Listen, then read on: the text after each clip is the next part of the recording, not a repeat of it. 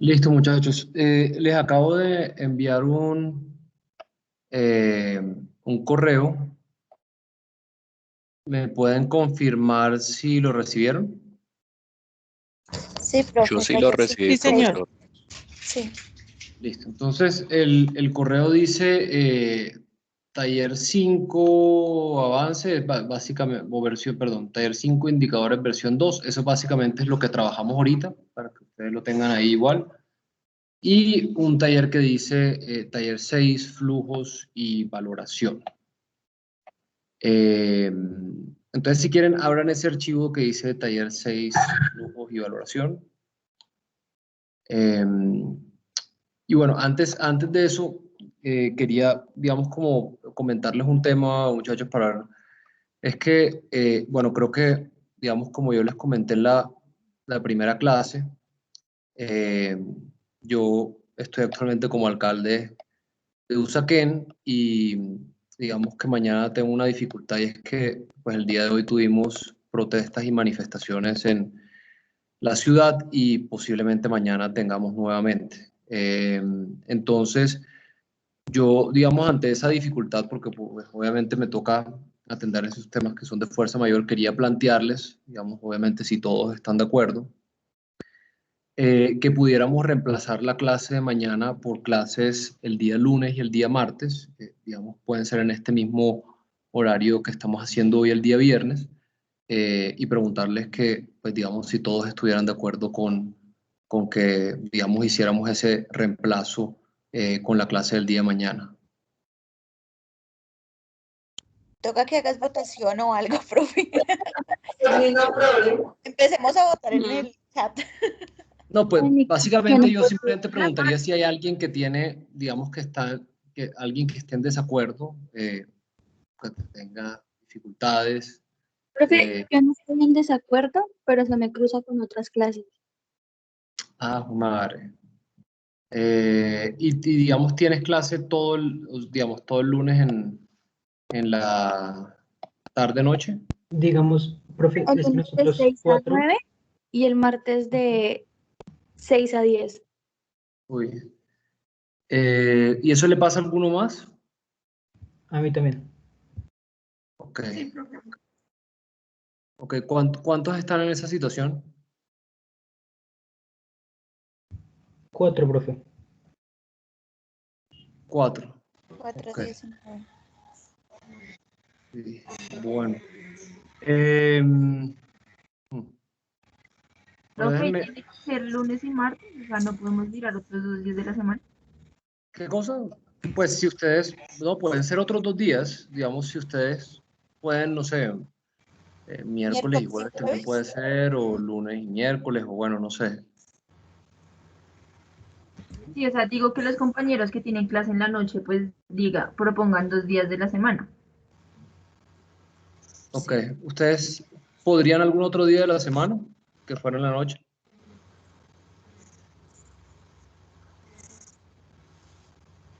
No, profe.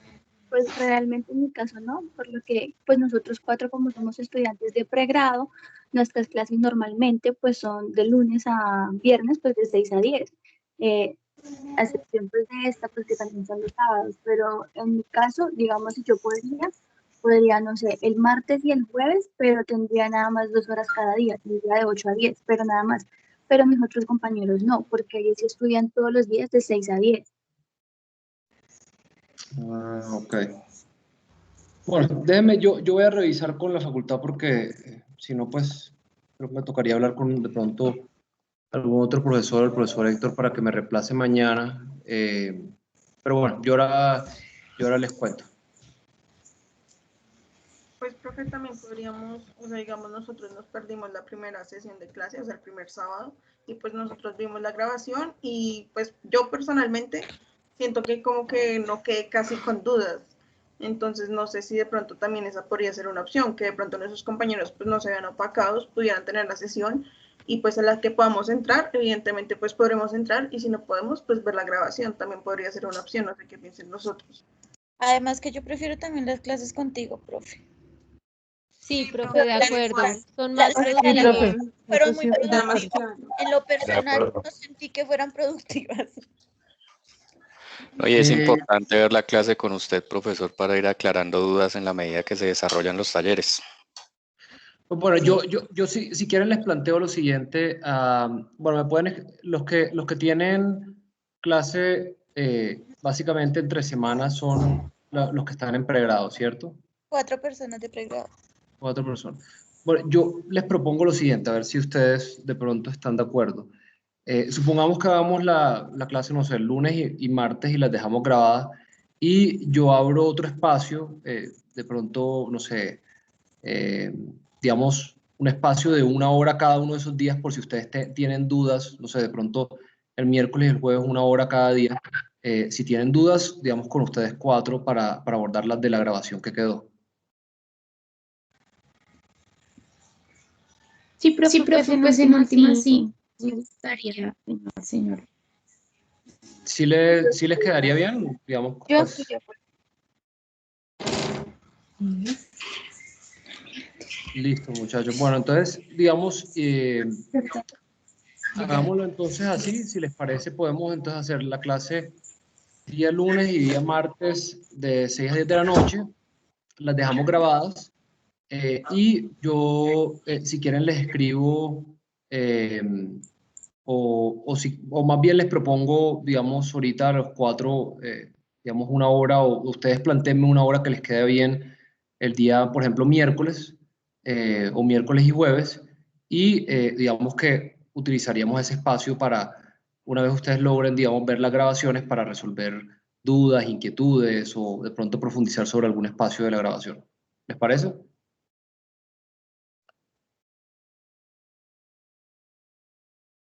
Sí, profe, de acuerdo.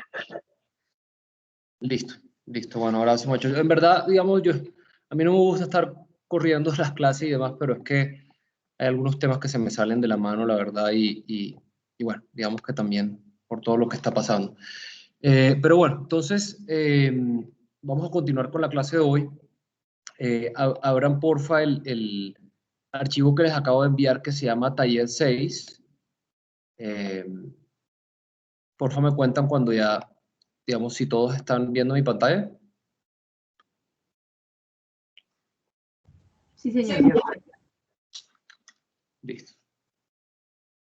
Entonces, bueno, este ejercicio que vamos a hacer la clase de hoy, básicamente, ustedes en estos momentos, bueno, ya lograron en el taller 4, con unos supuestos que estaban planteados, poder realizar unas proyecciones financieras, poder sacar el flujo de tesorería. Sé que algunos tuvieron algunas dificultades que me plantearon ahorita con algunos años, pero bueno, no se preocupen porque vamos a hacer más ejercicios, digamos, este es uno de esos. Y digamos que ahí, digamos, la idea es que vayan viendo un poco con los ejercicios y bueno, y si van teniendo diferencias, pues vamos entrando en detalle en cada uno. Entonces, para el taller 4, digamos, en ese taller, básicamente que los supuestos estaban planteados desde el inicio.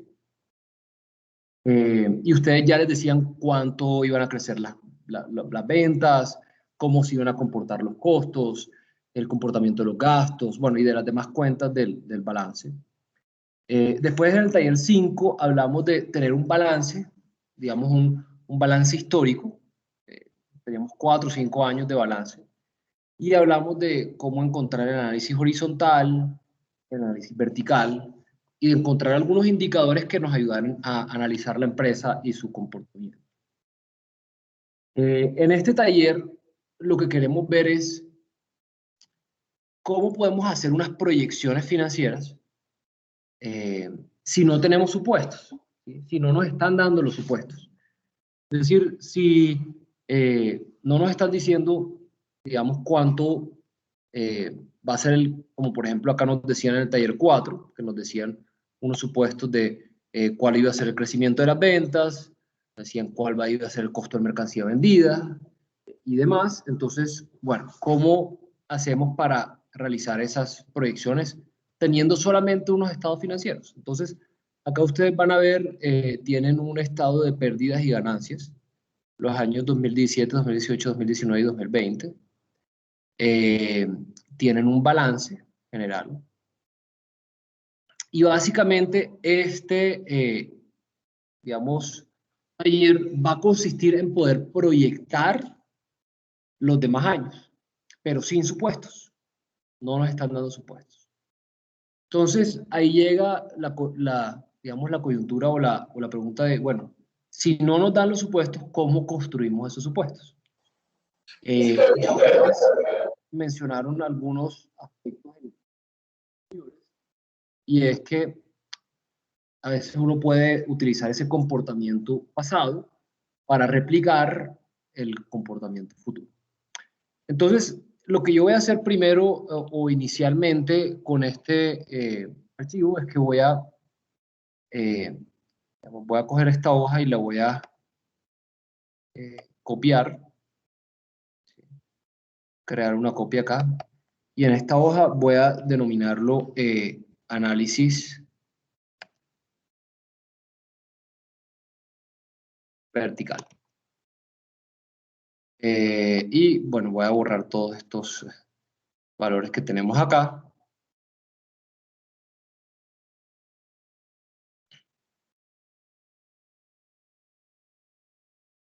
Listo. Voy a borrar todos estos valores. Y efectivamente lo que voy a hacer inicialmente es hacer el análisis vertical. El análisis vertical, recuerden que acá tengo entonces, vamos a poner acá estados financieros. Vamos a denominar la hoja así. Y esta hoja vamos a tener o vamos a realizar el análisis vertical de esos estados financieros. Entonces, lo primero, para la parte del PIG, recuerden que vamos a tomar cada cuenta cada año y la vamos a dividir sobre los ingresos operacionales o sobre las ventas, ¿sí? Que para este caso son los ingresos operacionales. Y eso nos va a dar un porcentaje, ¿cierto? Y vamos a jalar esa fórmula.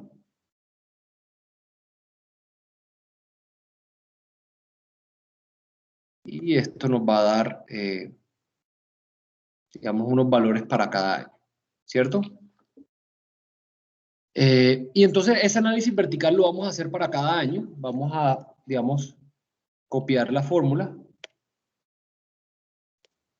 Toca, obviamente, digamos, desfijar la celda o cambiarle para que me coincida. Y básicamente estoy haciendo lo mismo para cada año, ¿cierto? Dividir todas las cuentas sobre las ventas o sobre los ingresos operacionales. Y voy a, digamos, copiar esas fórmulas aquí abajo para terminar de completar el estado de pérdidas y ganancias. Listo. Y acá donde dice 2021, voy a borrar esto, ¿no? Voy a borrar esto. Y acá voy a poner lo que me dice promedio. Y simplemente voy a calcular un promedio. ¿Sí? Acá simplemente voy a calcular un promedio. Y ese promedio lo que me va a decir es, en promedio, cuánto pesó esa cuenta sobre el total de las ventas o los ingresos operacionales. Entonces, por ejemplo, si nosotros vemos el costo de ventas en el 2017 fue el 67%, en el 2018 fue el 63%, 2019 fue el 64%, el 2020 fue el 59%. Eso significa que el promedio del costo de ventas es del 63%. Del 63%. Y bueno, lo hago para cada uno, para los gastos de administración, para los gastos de ventas, la utilidad operacional. Acá tenemos una cuenta que de pronto no han escuchado con anterioridad, pero es una cuenta que se llama el EBITDA. El EBITDA básicamente es la utilidad operacional, pero antes de la depreciación y antes de la amortización. Entonces, acá ustedes pueden ver que acá abajo me aparece la depreciación. No aparece acá porque básicamente la depreciación es o tiende a ser un gasto administrativo. Bueno, digamos, hay algunas depreciaciones que están en los costos de ventas, pero vamos a asumir que la depreciación hace parte de este gasto, ¿no? Entonces, el EBITDA básicamente se calcula tomando la utilidad operacional y sumándole la depreciación. Ustedes ven, acá básicamente el cálculo de la depreciación se toma restando esas dos. Digamos que no me calculo porque me termina saliendo un cálculo circular, pero más bien planteémosla así. Bueno, pegamos acá valores.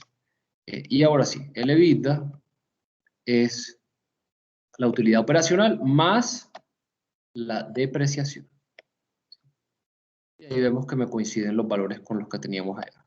Este es un valor indicativo, ¿sí? O sea, este valor no suma ni resta. Es más, yo podría sacar esto del PIG, porque en verdad no me está ni sumando ni restando el PIG, lo podría poner, no sé, acá. ¿Sí?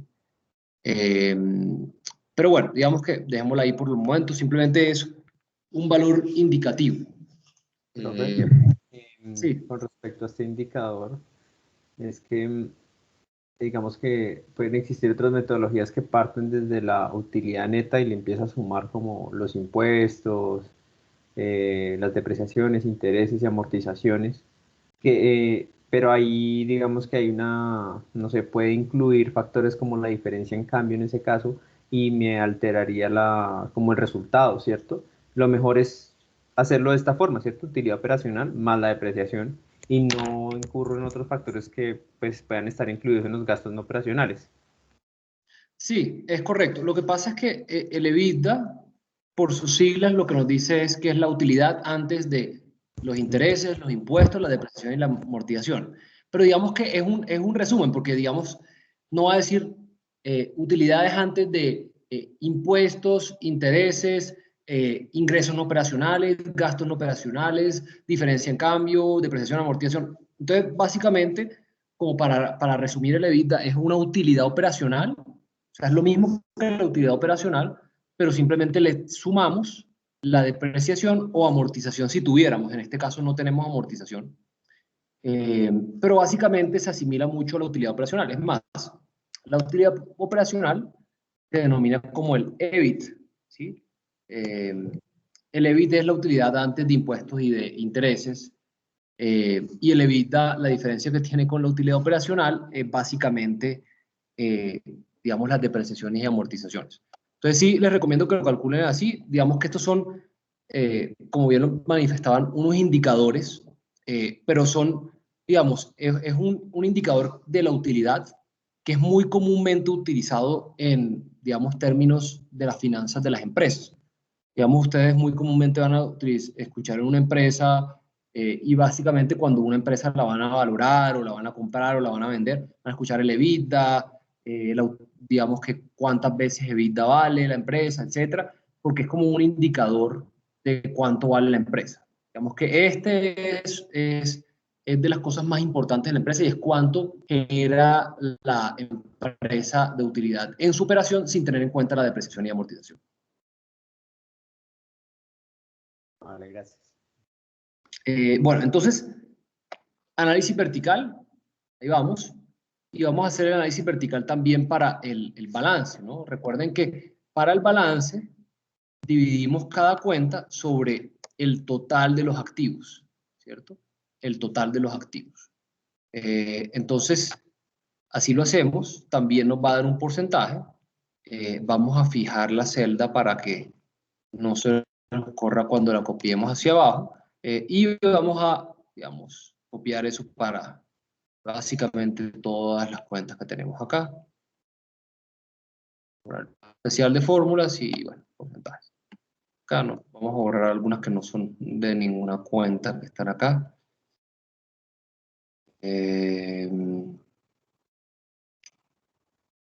bueno, ahí tenemos el análisis vertical para nuestro primer año, ¿cierto? Acá, por ejemplo, digamos, ya podemos ver qué cuentas empiezan a ser importantes, ¿cierto? Pesa el 42%, esta pesa el 15%, esta pesa el 40%. También podemos ver qué tanto pesan los pasivos, ¿sí? 50%, igual. Y así lo hacemos para los demás años. Entonces, pues, vamos a copiar la fórmula. Recuerden que cuando cambiamos de año, pues debemos cambiar la celda porque como está fijada, pues en principio queda la misma columna, pero entonces acá sería la E y acá sería la F. Y bueno, acá copiamos estas fórmulas hacia abajo.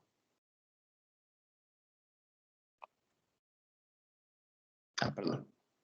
Metí donde no era.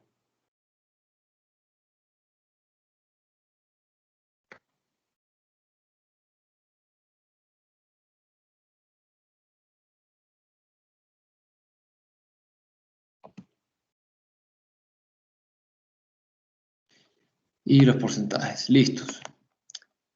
Bueno, ya todos vamos ahí, todos lograron hacer el análisis vertical de los años, tuvieron alguna dificultad, o todos estamos ok.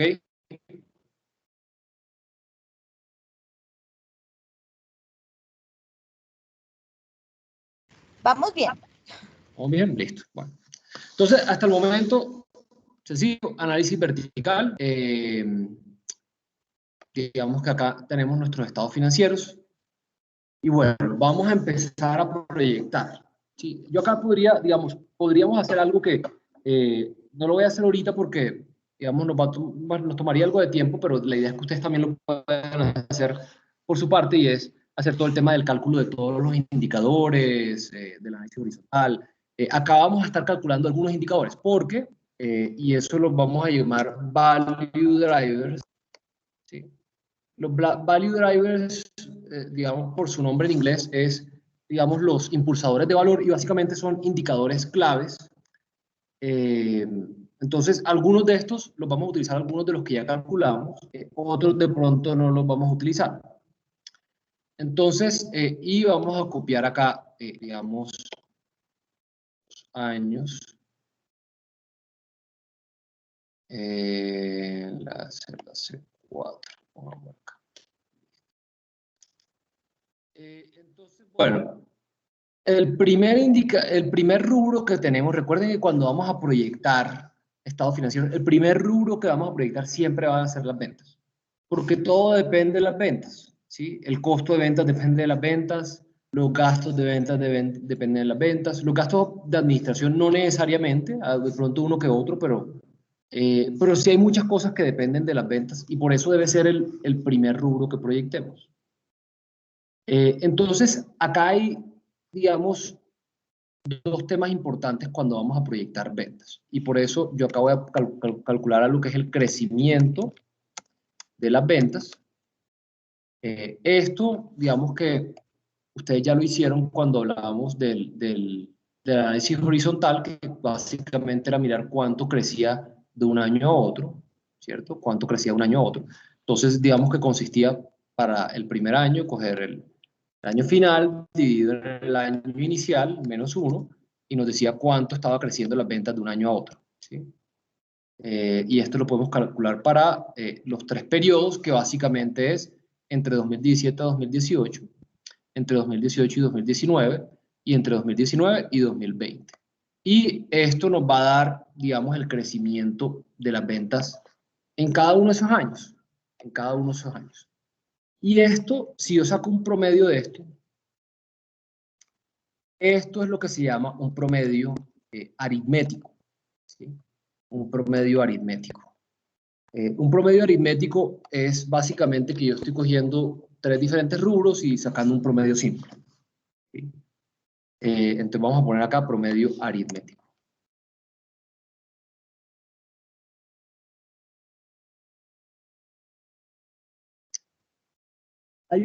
Hay otro promedio que se llama el promedio geométrico.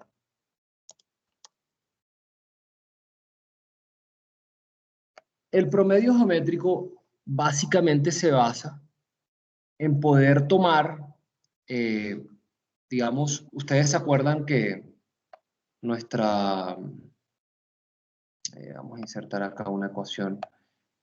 Ustedes se acuerdan de nuestras matemáticas financieras, ¿cierto? Y en las matemáticas financieras nosotros teníamos una fórmula que es valor futuro es igual a valor actual por 1 más R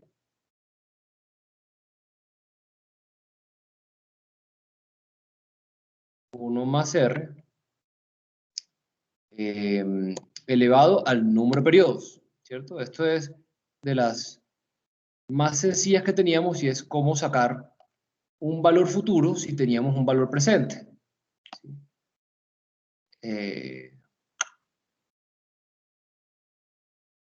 ¿Cómo sacar un valor futuro si teníamos un valor presente?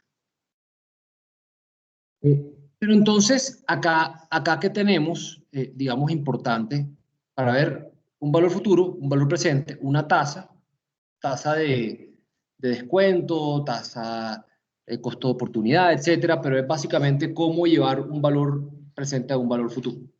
Y n era el número de periodos. ¿Listo? Entonces, yo acá voy a despejar R. R es la tasa, ¿cierto? Yo voy a despejar R de esta ecuación. Y básicamente, para yo despejar esto, me quedaría como R sería igual a... vamos a poner acá en opción.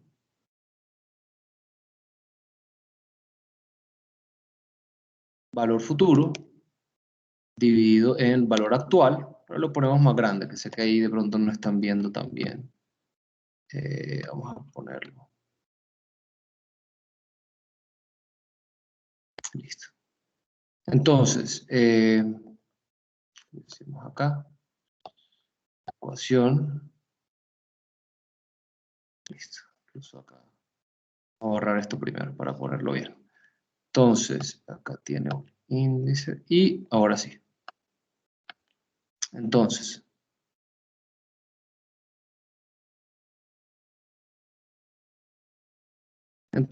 la fórmula para R es valor futuro dividido en valor actual. Esto lo vamos a elevar a la 1 sobre n y menos 1. ¿Sí? Acá, digamos, básicamente lo que hice acá, para que también ustedes un poco, digamos, es simplemente una fórmula de despejar. Digamos que yo acá estoy utilizando esta misma fórmula.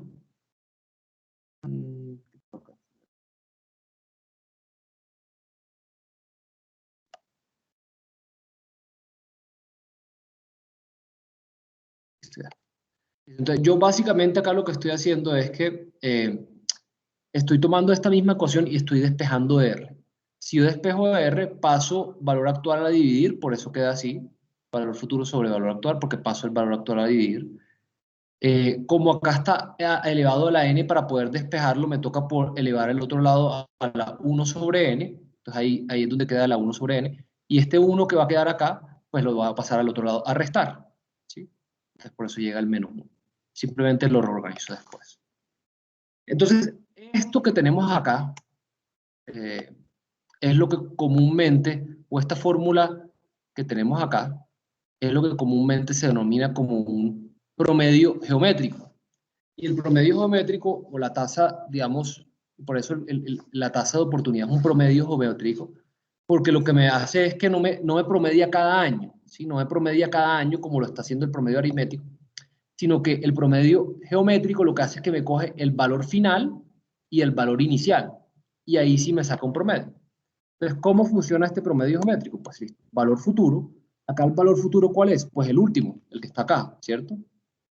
Dividido en valor actual, que es este, el primero, ¿cierto? Entonces, ahí ya hice la primera parte, que es valor futuro sobre valor actual. Esto todo lo voy a elevar a la 1 sobre n. Entonces, vamos a ver cuánto es n. De 2017 a 2018 va un año. A 2019 va 2 años. A 2020 son 3 años. Entonces, yo lo voy a elevar a la 1 dividido en 3. ¿Sí? N sería 3. Y después le resto el 1. Esto me da un 13.09%. Entonces, digamos, acá, si ustedes se dan cuenta, estos promedios son muy parecidos aquí. ¿Sí? Son muy parecidos. Y por eso, digamos, si uno tomara el promedio aritmético, el promedio geométrico, no tendría mucha diferencia, ¿cierto? No tendría mucha diferencia.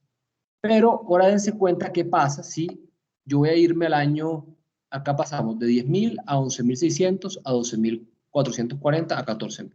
Yo voy a decir que acá las ventas, pasó algo en el año 2019 y las ventas cayeron a 6.000. ¿Sí? A 6.000. Entonces, dense cuenta, subieron las ventas, después bajaron y después volvieron a subir. Llegamos al mismo punto en el 2020, ¿cierto? Iniciamos desde el mismo punto, pero acá tuvimos una caída en las ventas. Si yo me voy al promedio aritmético, miren lo que pasa con el promedio aritmético. Se aumenta un montón, ¿cierto? Aumenta un montón.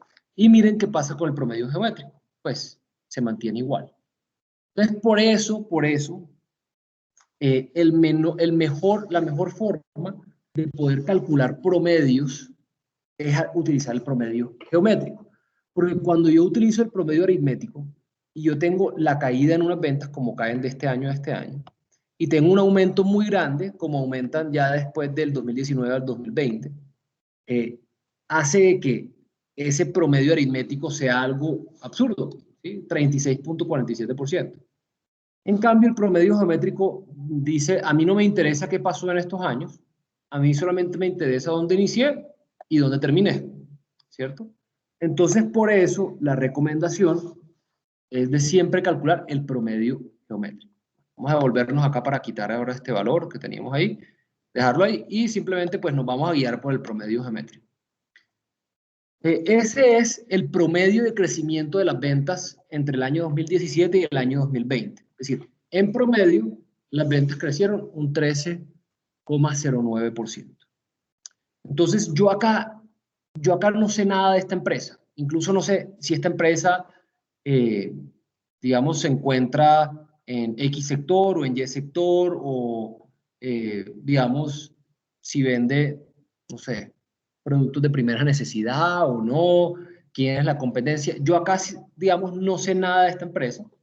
Entonces me voy a guiar por un ejercicio meramente matemático. Es decir, no voy a meterle nada de que, bueno, es que estamos en pandemia, de pronto esta empresa estuvo afectada, bueno, es que de pronto para el 2021 le va mejor o peor. No, simplemente me voy a guiar por el comportamiento histórico. Y el comportamiento histórico me dice que las ventas tienden a crecer a esta tasa. Entonces, yo simplemente para proyectar este año, voy a coger el año anterior y lo voy a poner a crecer a esta tasa, ¿cierto? Y listo. Serían mis ventas proyectadas para el año 2021. ¿Preguntas?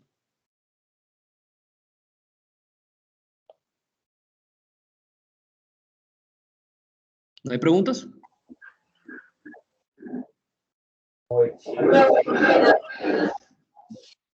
¿Sí?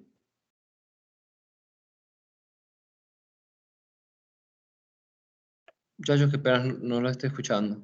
¿Alguien tenía una pregunta? No, bueno.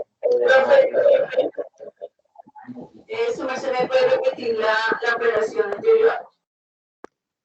¿Te puedo repetir la operación que del promedio geométrico? No, la última. Sí, señor. Entonces yo simplemente voy a tomar, simplemente estoy aplicando el crecimiento de un año a otro. Sí. Dense cuenta que esta fórmula que yo tengo acá no es diferente de la fórmula de valor futuro, ¿sí? O sea, esta fórmula que yo estoy utilizando acá es la fórmula de valor futuro. Entonces, valor futuro, es decir, las ventas en el año 2021 son igual al valor presente, es decir, las ventas en el año 2020, multiplicado por 1 más la tasa. Acá el R dijimos que era el promedio geométrico, este era mi R, y elevado a la N. Acá yo la puedo elevar a la N, pero me va a dar lo mismo porque N es 1, porque es un año, ¿cierto? Entonces, ahí me da eso. Pero es una fórmula simplemente de valor futuro. Valor futuro, y el valor actual es este, la tasa es el promedio geométrico, el N es 1 porque es un año. ¿Sí? Ok, gracias. Incluso dense cuenta que ahí ya yo puedo proyectar mis ventas a cualquier año, porque yo puedo coger 2025, ¿sí? A valor actual, multiplicado por 1 más el crecimiento, ¿sí? Elevado al número de periodos. Entonces, ¿cuántos periodos son acá lo que le estamos elevando? Entonces, vamos a 1, a 2, a 3, a 4, a 5. ¿Sí? Eso, por ejemplo, serían las ventas en el 2025. Y así, yo puedo sacar las ventas ya con cualquier valor. Simplemente estoy aplicando una fórmula de valor futuro. ¿Listo? Sí, profe, gracias. Ok, listo, muchachos. Bueno, entonces vamos a borrar esta que aún no la vamos a proyectar. Entonces ahora nos vamos a ir al costo de ventas. En el costo de ventas, recuerdan que el costo de ventas es un costo variable. ¿Variable en qué? En que depende de la venta. ¿Sí? Tiende a ser un porcentaje de la venta. Entonces, yo acá, cuando hice el análisis vertical, saqué ese costo de ventas, ¿cuánto me representaba a mí sobre el total de las ventas? ¿Cierto? El año 2017 me representa el 67% de las ventas, para el año 2018 63%, año 2019 64%, el 2020 baja un poco al 59%, y en promedio me representa el 63% de las ventas. Entonces yo simplemente voy a asumir este promedio y voy a decir que mi costo de ventas va a ser ese 63%, ¿sí?, de las ventas. Es decir, tomo el 63% y lo multiplico por las ventas del año correspondiente, que sería del año 2021. Y ahí me calcula el costo de ventas, ¿sí? Las ventas por el 63%, que es el promedio de los 4 años históricos. La utilidad bruta, pues es muy sencillo. Utilidad bruta, recuerden ustedes que es ventas menos el costo de ventas, y eso me da mi utilidad bruta. ¿Preguntas? ¿No? Bueno. Profe, el promedio de costo ¿El lo promedio qué? tomamos, el promedio de costo de ventas lo tomamos igual para los años siguientes, es decir, nos vamos con ese 63%. Claro, sí, lo toman para el mismo 63 porque, digamos, la única forma de cambiar un comportamiento hacia el 2022 es que ya el 2021 haya cambiado, haya ocurrido, por decirlo así. Pero, digamos, como el 2021 no ha ocurrido, este indicador es el que más me sirve para los próximos años. Y también pasa con el crecimiento de las ventas, ¿sí? Yo voy a suponer, estos indicadores que yo los estoy utilizando me van a aplicar no solamente para el año 2021, sino me van a aplicar para todos los años de ahí en adelante. ¿Listo? Ok, gracias. Bueno. Los gastos operacionales de administración. Entonces, el gasto de administración es un gasto que tiende a ser más que todo un gasto fijo o más que todo un gasto variable. ¿Ustedes qué opinan? Fijo. Claro, es fijo.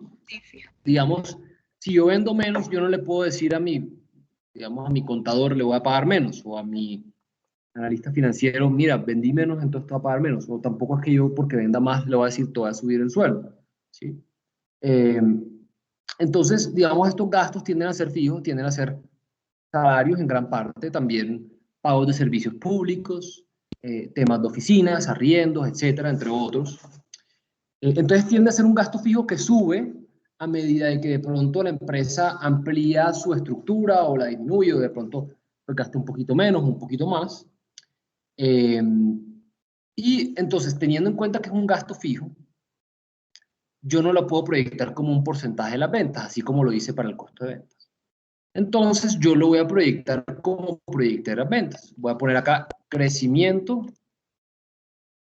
el gasto administrativo. ¿Listo? Y voy a hacer lo mismo que hice para las ventas. Voy a coger este valor, lo divido en el valor inicial, es decir, estoy haciendo una especie de análisis horizontal. Me sale el porcentaje de crecimiento y eso lo calculo para cada uno de los años. Y también calculo un promedio aritmético.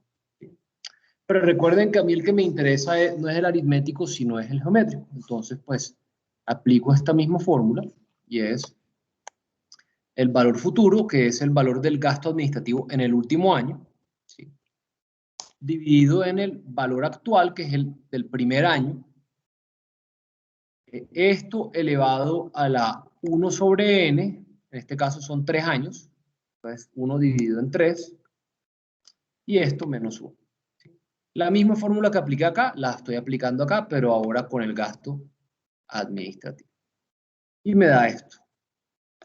Entonces, aquí voy a aplicar lo mismo que hice con las ventas, y es ponerle un crecimiento, hallar una fórmula de valor futuro, ¿sí? Con esa tasa de crecimiento. Entonces, voy a hallar el valor futuro. Para hallar el valor futuro es valor actual multiplicado por 1 más la tasa. Mi tasa va a ser 3,15 elevado al poder de 1, porque es un año, ¿sí? Esta es la fórmula que estoy utilizando. Y listo, aparece mi gasto administrativo. Entonces, recuerden, las ventas las estamos proyectando con un comportamiento del crecimiento de las ventas, y después estamos sacando un valor futuro con una tasa de crecimiento que es un promedio geométrico. Los gastos de administración también los estamos proyectando así. Sacamos unos crecimientos, sacamos el promedio geométrico de esos crecimientos y sacamos el valor futuro. El costo de ventas lo estamos utilizando como un porcentaje de las ventas porque es un costo variable, es decir, depende de las ventas. Entonces sacamos el promedio del análisis vertical, el promedio, y ese porcentaje lo multiplicamos por las ventas. Ahora vamos al gasto de ventas. ¿Ustedes creen que es un gasto fijo en su mayoría o es un gasto variable en su mayoría? Variable. Entonces, el gasto de ventas, como así lo dice, es un gasto que es de las ventas, entonces depende de las ventas. Entonces tiende a ser un gasto variable. Teniendo en cuenta que es un gasto variable, vamos a hacer lo mismo que hicimos para el costo de ventas. Y es que nos vamos a ir al análisis vertical, vamos a decir cuál es el promedio de ese gasto con respecto a las ventas, ¿sí? ¿Cuál es el promedio de ese gasto con respecto a las ventas? Y ese promedio lo vamos a utilizar para proyectar nuestro gasto de ventas. Entonces, simplemente tomamos las ventas y lo multiplicamos por ese promedio. Y ya eso nos da nuestro gasto de ventas. Para calcular la utilidad operacional, pues simplemente tomamos la utilidad bruta, le restamos los gastos administrativos y le restamos el gasto de ventas. Y eso nos da la utilidad operacional.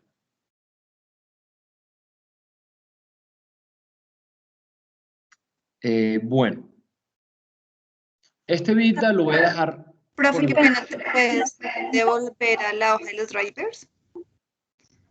Acá. ¿Sí? Sí, es que no llego al 315. Entonces, acá estoy tomando el valor final de los gastos administrativos. Es decir, estoy tomando estos 820. Esos 820 los estoy dividiendo en el valor inicial. Ese valor inicial es 747. Eso, digamos, le estoy poniendo el paréntesis para, digamos, entender de que todo eso, o sea, esa división, la estoy elevando a la 1 sobre 3, ¿sí? Porque 3 es el número de periodos, entonces lo estoy elevando a la 1 sobre 3. Y a eso le estoy restando 1. Gracias. Profe, una pregunta. Bueno. ¿Sí? Digamos, al momento de sacar el porcentaje que aumenta los gastos de administración, ¿cómo están, digamos, junto a los salarios y servicios públicos y esto? ¿No es más factible utilizar la inflación esperada para ese año? Bueno, entonces esa es una buena observación. Pasa lo siguiente. Lo primero es, ¿tú acá sabes cuál es la inflación en este ejercicio? No, pero pues se puede... ¿Sabes en qué país está esta empresa? No, señor. Listo. Entonces, digamos, esta es la única información que tenemos.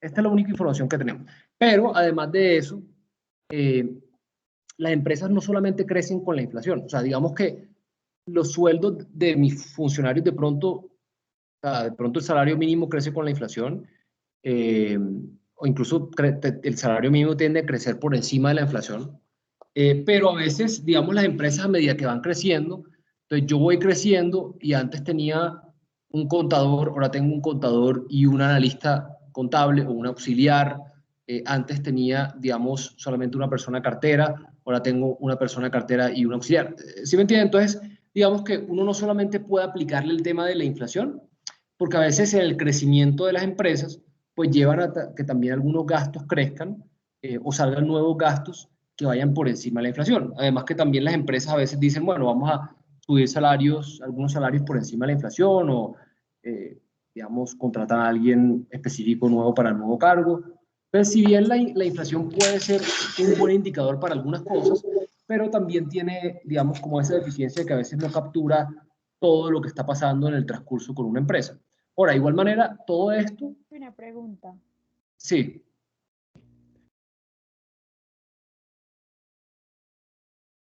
¿Me escuchas?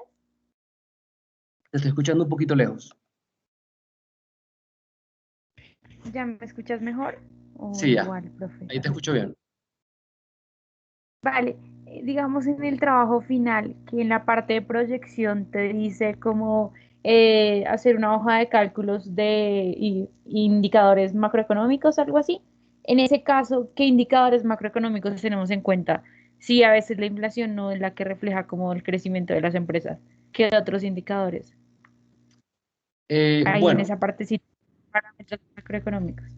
Bueno, digamos, acá habla de parámetros macroeconómicos y demás. Digamos que acá hay varios, digamos, los parámetros macroeconómicos siempre van a ser una guía. ¿Sí? Una guía, más no te van a decir a ti exactamente cómo lo debes proyectar. ¿Qué indicadores macroeconómicos, digamos, uno utiliza? Digamos, la inflación tiende a ser uno. La otra, por ejemplo, son las tasas de interés, por ejemplo, la de TF y ese tipo de indicadores. También, por ejemplo, la TRM a veces sirve cuando tenemos una empresa que de pronto tiene operaciones en otros países y demás. Entonces, como les digo, hay diferentes parámetros macroeconómicos, pero de igual manera esos parámetros no son, por decirlo así, la última palabra para poder uno proyectar. Digamos que eso vamos a hablar de pronto en las próximas clases. Todos estos por decirlo así, todos estos supuestos que estamos planteando. Por ejemplo, el supuesto que yo estoy utilizando acá con el 1309, el 315, el 63, el 20%, todos esos supuestos son como lo dice la palabra, son supuestos. Y el supuesto puede cambiar. Por ejemplo, puede haber alguien que me diga, yo no lo voy a proyectar con el 63, porque yo creo que la empresa, digamos que después de leer acerca de la empresa y analizarla, yo creo que la empresa, digamos, ha logrado unas eficiencias y hoy en día el 59 es mucho más aterrizado a la realidad porque acaba de pasar digamos, a sacar un promedio de años pasados cuando la empresa tenía unos costos más altos. Entonces, supongamos que alguien analiza la empresa y dice, yo quiero colocar acá un 59 en vez de un 63. ¿Estaría mal? No estaría mal. ¿Por qué? Porque, digamos, las proyecciones financieras tienen esa subjetividad de que no es una ciencia exacta o una ciencia cierta porque yo estoy proyectando el futuro. Y si supiéramos exactamente lo que va a pasar en un futuro, pues, digamos, tendríamos una bola de cristal. Pero las proyecciones lo que buscan es tratar de predecir, más no es una ciencia exacta. Sin embargo, si alguien, por ejemplo, diría, yo voy a poner un costo de ventas del 20%, uno enseguida diría, bueno, eso probablemente está errado, porque esta empresa es una empresa que no ha bajado del 59, se encuentra entre el 59 y 67, y al menos de que haya pasado algo muy atípico, tendría que cambiar totalmente su estructura de costos para poder llegar a un 20%. ¿No? Entonces, digamos que en todos estos ejercicios de proyecciones financieras, en últimas, uno está hablando con factores subjetivos. A medida que uno sabe más de una empresa, a medida que uno conoce más lo que hace la empresa, la industria, el sector, uno puede introducir un mejor criterio a esos supuestos que se plantean y por eso de pronto uno puede cambiar un poco los valores que está acá si uno tiene más información. Por ejemplo, si yo tuviera información que este año entró la pandemia y ya yo estoy en la mitad de año, pues yo probablemente no voy a proyectar un 13% de crecimiento. Yo probablemente diré, no, pues la empresa probablemente va a tener un decrecimiento. Y digamos que ahí nos guiaríamos probablemente por otros factores, no por un promedio histórico, ¿sí? Pero en este ejercicio como tal, en este ejercicio que estamos haciendo, nosotros no sabemos a qué se dedica la empresa. No tenemos información macroeconómica, digamos, no sabemos en qué situación se encuentra. Entonces, para eso lo estamos haciendo con un tema meramente el comportamiento histórico, y ese comportamiento histórico, ¿qué me dice de lo que podría pasar hacia futuro? Bueno, no sé si esa parte quedó clara del todo.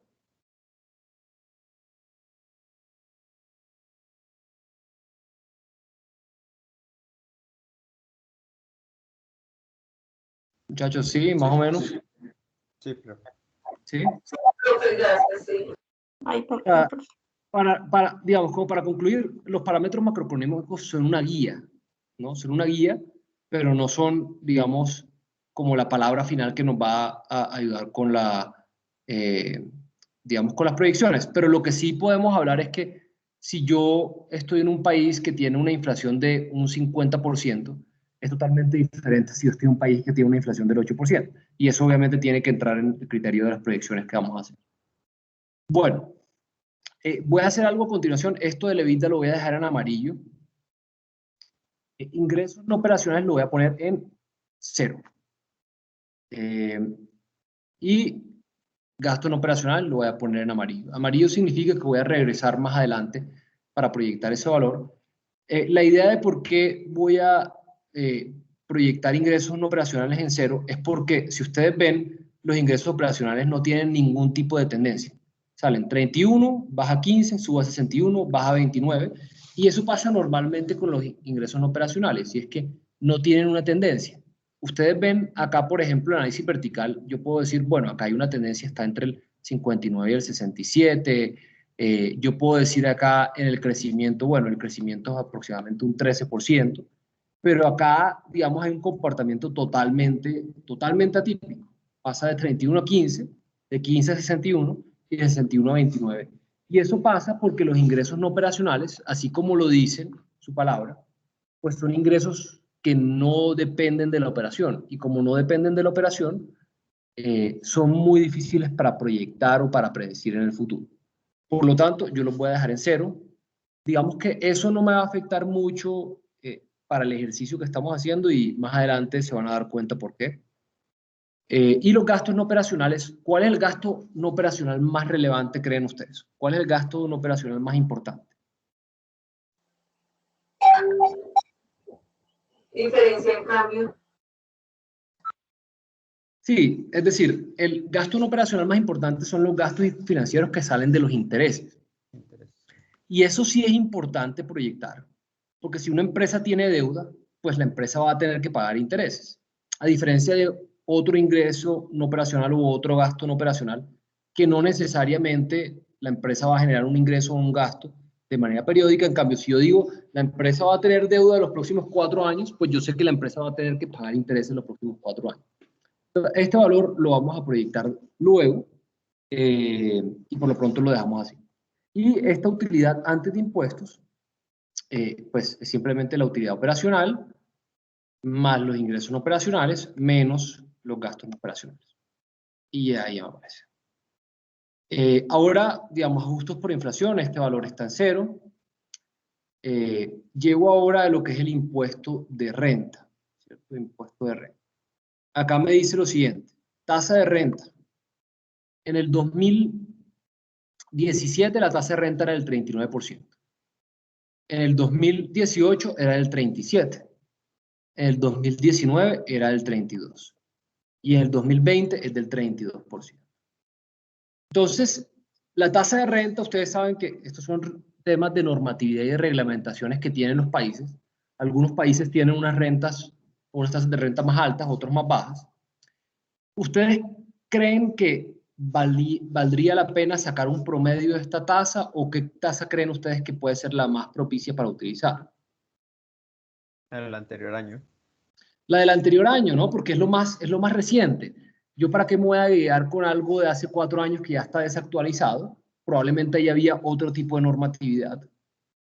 Entonces, dense cuenta que cuando uno va a proyectar estas cosas, el criterio de lo que uno está proyectando también entra a jugar. Y aquí es, pues yo me voy a guiar en la del último año. Esta va a ser, digamos, como la clave para mí, porque, pues, digamos, probablemente me habla de la normatividad vigente. Y podemos ver incluso que los últimos 2 años, pues, ha tenido la misma tasa de renta. Entonces, yo la voy a proyectar en un 32%. Ahora, que puede que haya, no sé, es justo el año 2021 hubo una reforma tributaria y subieron la tasa de renta del 32 al 40%. Pues sí, puede pasar, pero por lo pronto, pues yo me voy a guiar por esa tasa de renta que me está diciendo del año 2020, que es del 32%. Y en ese orden de ideas, el impuesto de renta, pues sería la utilidad antes de impuestos multiplicada por mi tasa de renta. Y para llegar a la utilidad neta, pues simplemente vamos a tomar la utilidad antes de impuestos y le vamos a restar el impuesto de renta. Listo. Entonces, hasta el momento, digamos que hemos logrado proyectar el balance, nos faltan un par de rubros, perdón, el balance no, el estado de resultados. Nos faltan un par de rubros. Y ese par de rubros los voy a dejar ahí en amarillo, como los ven arriba. Bueno, depreciación. Entonces, acá me habla algo de que se llama la tasa de depreciación. Esta tasa de depreciación, digamos que por lo pronto esto lo vamos a dejar en amarillo. Y ahora un poquito más adelante lo vamos a ver. Ahora me voy a ir para el balance. Vamos a poner esto todo en blanco para quitar estos colores que son un poquito extraños. Y vamos a dejarlo así. Listo. Entonces, lo primero que yo voy a hacer acá es de poder identificar qué cuentas son relevantes para esta empresa y qué cuentas no son tan relevantes. Digamos que no es que no sumen, no importan, pero qué cuentas, digamos, no son tan relevantes para esta empresa. Entonces voy a las cuentas que yo considere que no son relevantes, las voy a resaltar en amarillo. Inversiones, digamos que acá vemos que estos son unas inversiones temporales que probablemente, digamos, ahí guardan algo de caja mientras tanto. Digamos que la cuenta de inversiones, y esto es importante, la cuenta de inversiones solamente va a ser importante si estamos hablando de un banco, si estamos hablando de una entidad financiera, de un fondo de inversión o alguna de ese tipo digamos, de actividad económicas. Pero de resto, la cuenta de inversiones temporales, pues no, digamos, no tiene un propósito definido, sino simplemente guardar liquidez durante un periodo para que me rente algo de plata, un poquito más de pronto de tener la plata en una cuenta de ahorros o una cuenta corriente. Y entonces se puede hablar de un CDT o alguna fiducia o algo que me vaya a rentar temporalmente. Pero esta cuenta no tiende a ser muy relevante. ¿Cuál otra cuenta creen ustedes que no es muy relevante para esta empresa?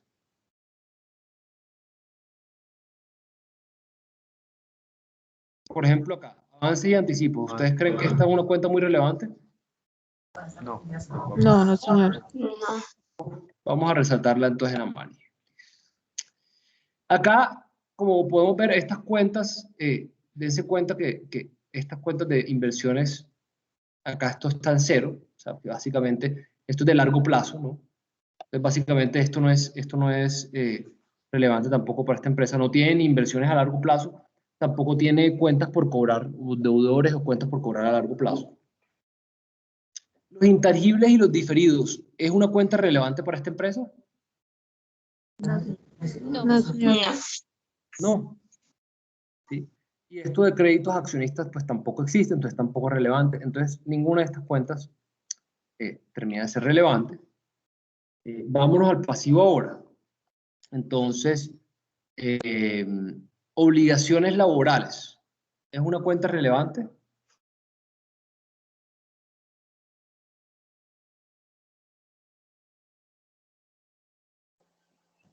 No. Estas obligaciones laborales tienden a ser una cuenta relevante en términos generales. Es una cuenta que pues se genera como parte del ejercicio productivo, pero no es una cuenta que, digamos, refleje la operación como tal de la empresa. Y acá podemos ver que pasivos estimados y previsiones, diferidos, otros pasivos, todas estas cuentas, digamos, acá no tienen un rol muy importante en esta empresa. Entonces las vamos a dejar así en amarillo. Es importante acá mencionar algo.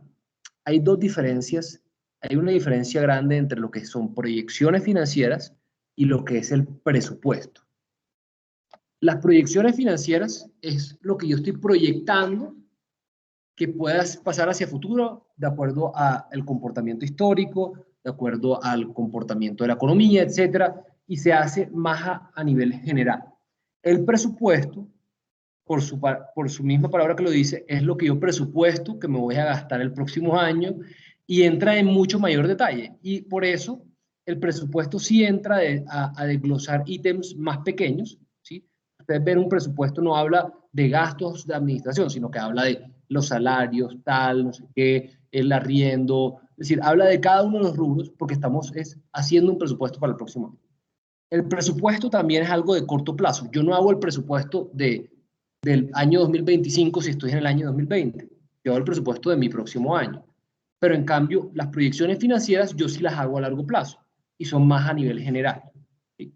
Y ahí, cuando hago proyecciones financieras, yo lo que quiero captar es lo importante, lo relevante, no, digamos, el detalle. Y por eso estoy subrayando cuentas que, si bien tienen sus valores, ¿sí? Vemos que, digamos, no es que sean cero, pero vemos que no son cuentas muy relevantes porque no tienen un comportamiento muy grande o que no hacen parte de la operación en sí.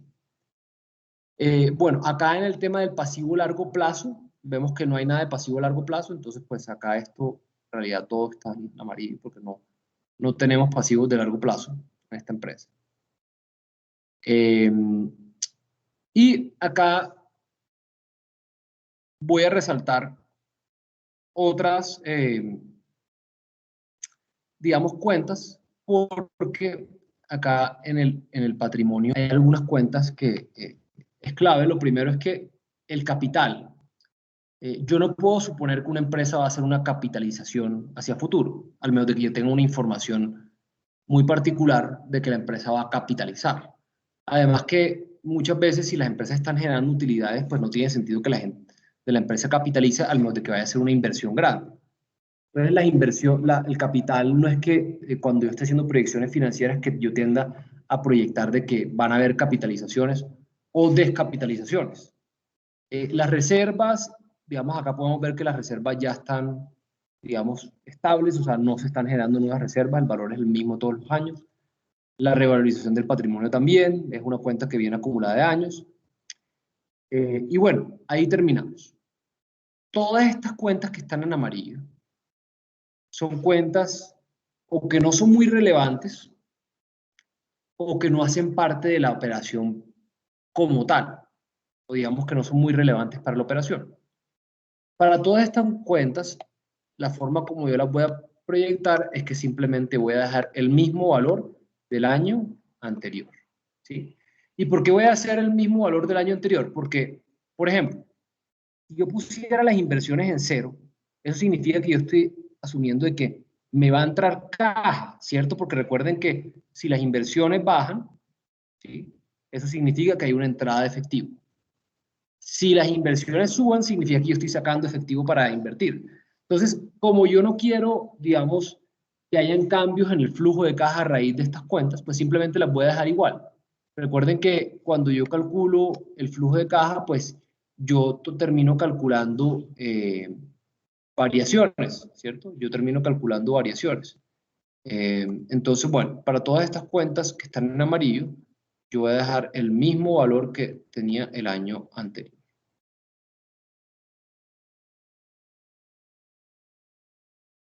Y acá, ver todo esto.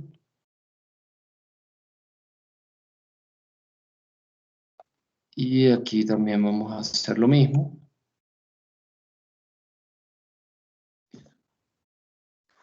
Bueno, hasta ahí hay dudas, preguntas, inquietudes.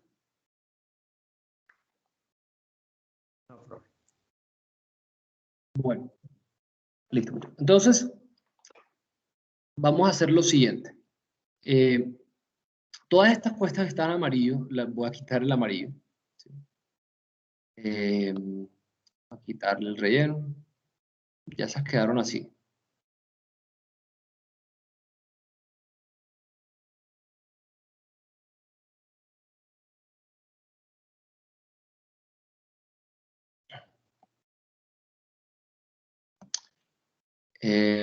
Y ahora lo que voy a hacer es que básicamente voy a resaltar en amarillo las cuentas que me faltan para proyectar, ¿sí?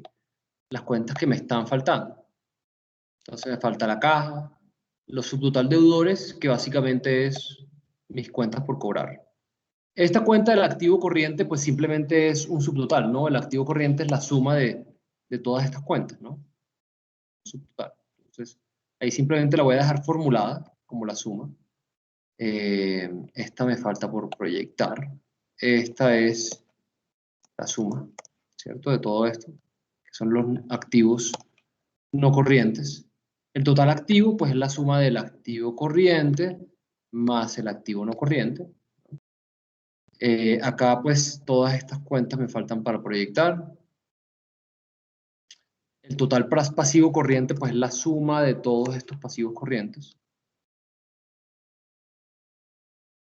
El pasivo no corriente, pues tiende a ser la suma de todos estos pasivos no corrientes, todos están en cero. Y el total pasivo, pues es la suma del pasivo corriente más el pasivo no corriente. Y me voy acá para el patrimonio. Esto en amarillo. Esto está en cero. Y el total del patrimonio, pues es la suma de todas estas cuentas del patrimonio, ¿no? Todas estas cuentas. Y el pasivo más el patrimonio es, pues, el patrimonio más el pasivo. Entonces, ahí ya dejé formulado mi balance. Y dejé en amarillo las cuentas que me faltan por cobrar, por proyectar, perdón. Entonces, si ahora yo veo el balance, veo que es algo relativamente fácil, porque no hay muchas cuentas para proyectar. Es decir, y esto es algo importante, porque es que las cuentas importantes, al final de cuentas, las cuentas relevantes e importantes, o que concentran la razón de ser de una empresa, terminan siendo muy pocas, ¿sí? Hay muchas otras cuentas que se generan a raíz de diferentes situaciones, pero que no tienen que ver como tal con la operación del negocio, con la forma como el negocio genera valor. Entonces, bueno, ahora sí digo, me toca entrar a proyectar. Acá tengo el disponible, esto lo voy a poner con este cuadrito para significar que el disponible siempre es la última cuenta que yo proyecto. Y ese disponible lo hallo con el flujo de tesorería, ¿sí? El mismo flujo de tesorería que ustedes hicieron en el taller 4, es decir, con este que está acá. Esa es la última cuenta, porque para poder sacar el flujo de tesorería, pues yo tengo que tener todas las otras cuentas. Entonces me voy a ir primero con lo que es deudores y lo que es inventario. Entonces, acá voy a poner listo. Yo necesito saber, voy a ir para acá, necesito saber cuánto es la cartera y cuántos son los inventarios, ¿cierto? Estas son las preguntas que yo hago. Y esto yo ya lo sé proyectar, porque yo lo hice acá para el taller 4. ¿Se acuerdan cuando hablábamos de estas fórmulas que teníamos acá? Entonces vamos a copiar esto, exactamente como lo tenemos acá, y lo vamos a llevar al taller 6. Vamos a ponerlo aquí. Listo. Entonces, cartera.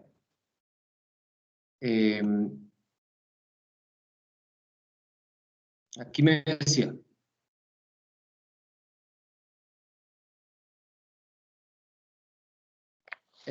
La rotación de la cartera es igual a la venta sobre la cartera, ¿cierto?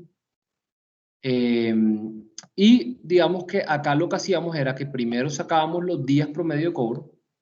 Esos días promedio de cobro para este taller a nosotros nos los daban, ¿cierto? Acá había unos supuestos que nos decían que los días promedio de cobro eran 45, ¿cierto? Pero entonces dense cuenta que acá se plantearon 45, ¿por qué? Porque en los años anteriores pues era muy cercano a 45, ¿sí? Entonces, lo que vamos a hacer es, tenemos que hallar este días promedio de cobro o esta rotación de cartera, y eso lo hacemos con, vámonos a nuestro taller 5,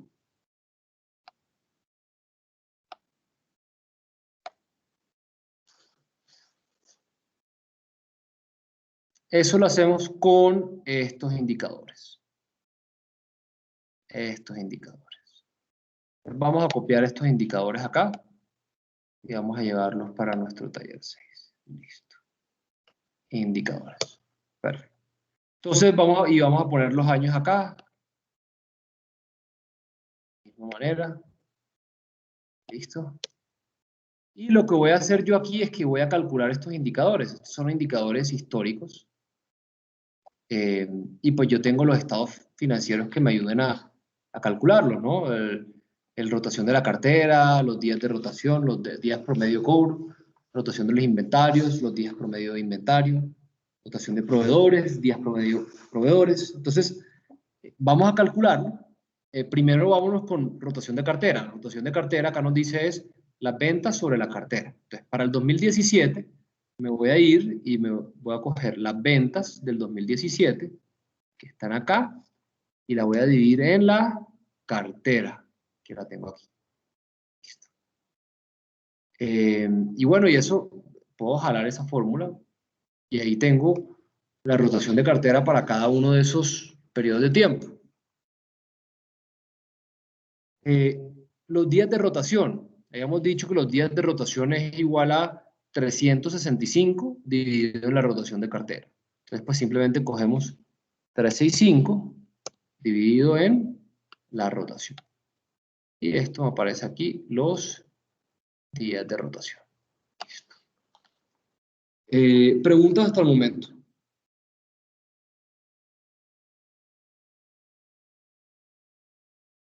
Profe, No, señor. la fórmula de rotación de cartera. Gracias. Entonces, fórmula de rotación de cartera. Rotación de cartera es las ventas, es decir, los ingresos operacionales dividido en la cartera. Entonces, la fórmula que yo tengo acá es las ventas, es decir, esto, dividido en la cartera, es decir, esto. Entonces, yo divido esos dos y me da la rotación de cartera. Listo, profe, gracias. Listo. Bueno, y los días de rotación o los días promedio de cobro es 365 dividido en la rotación.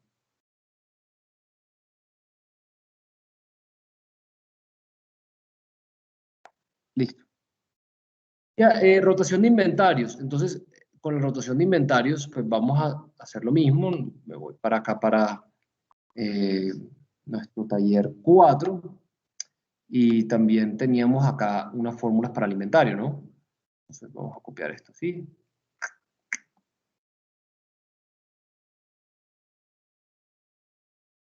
Y vamos a pegarlo por acá.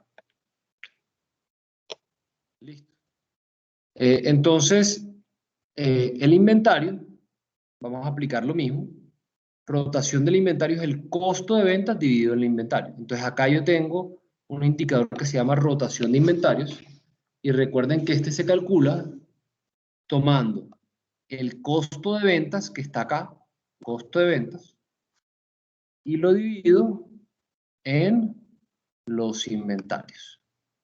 Y eso me da mi rotación. Y pues simplemente también pues copio la fórmula para los siguientes años. Y los días promedio de rotación, los días de rotación o los días promedio de inventario, pues lo hago igual, 365 dividido en la rotación. Ahí me da los días promedio de inventario. ¿Preguntas?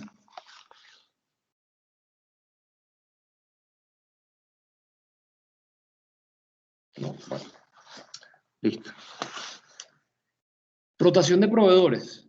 Entonces, recuerden que la rotación de proveedores se hace sobre, aquí la teníamos, rotación de proveedores, se hace sobre las compras, ¿sí? Sobre las compras. Vamos a copiar esto también.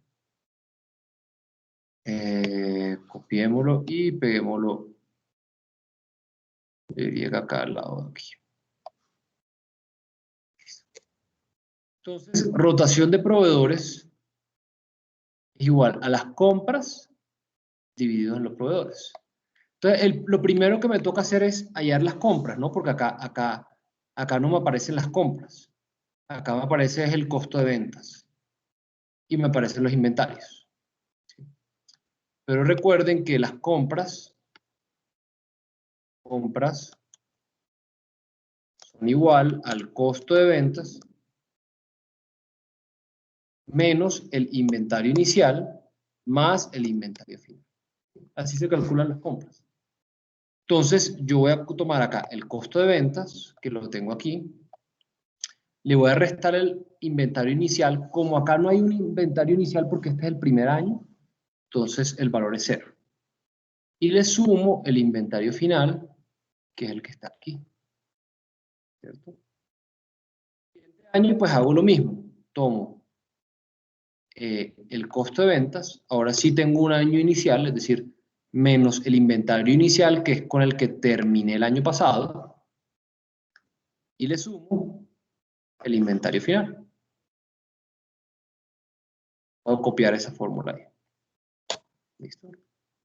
Y esto me dan mis compras. Estas son las compras para cada periodo. Compras que yo hice. Entonces ahora sí puedo sacar la rotación de proveedores. Recuerden, rotación de proveedores, la fórmula es compras sobre proveedores. Entonces, rotación de proveedores, tomo el valor de las compras, que está aquí, y lo divido en los proveedores. Y listo. Ya, puedo jalar ese indicador para los siguientes años. Y para calcular los días, pues hago lo mismo. 365 dividido en la rotación. Y listo.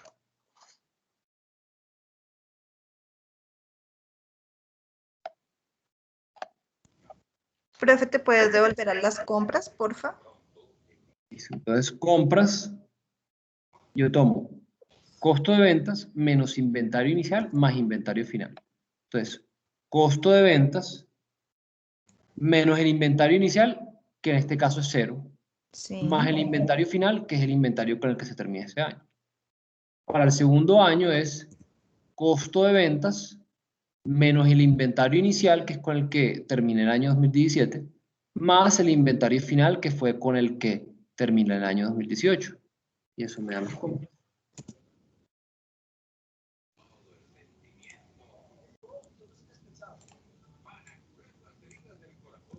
Listo, profe, gracias. ¿Listo? Bueno. Entonces, ya tengo estos indicadores, ¿cierto? Entonces, yo voy a hacer algo acá que ya lo hemos hecho para otros aspectos, y es que vamos a sacar un promedio, ¿cierto? Vamos a sacar acá el promedio. Entonces, voy a sacar acá el promedio de las rotaciones, ¿sí? El promedio de las rotaciones. Entonces, simplemente promedio.